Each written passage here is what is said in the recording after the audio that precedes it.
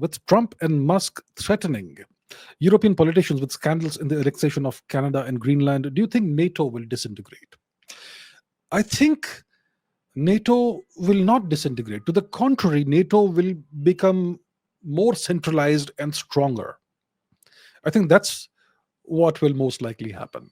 We know that Elon Musk is right now actively participating in the internal politics of multiple nations, including the UK and Germany. And Trump is obviously threatening.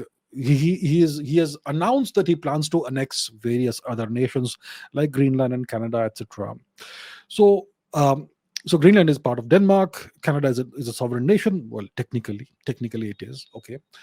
Um, so if the US annexes these nations and the US interferes, meddles in the internal politics of Germany, UK, etc., what could happen? Will it cause NATO to disintegrate? Let's see.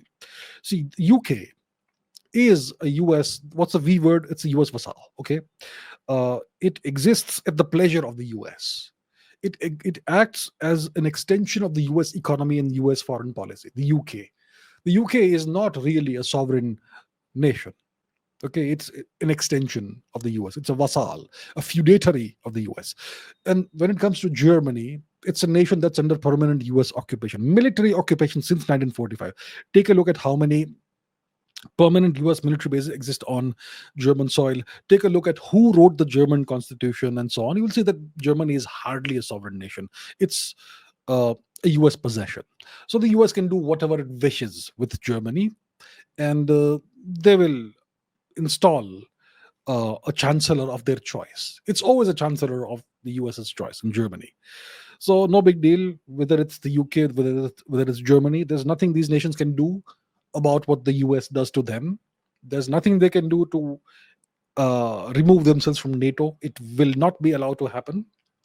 So I think NATO is gonna become a more monolithic block going forward.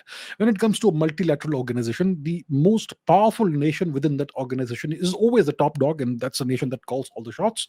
With NATO, it's always been that way, and now it's going to be even more that way. So I don't see NATO disintegrating. I see NATO becoming even more monolithic going forward. That's how I see it happening.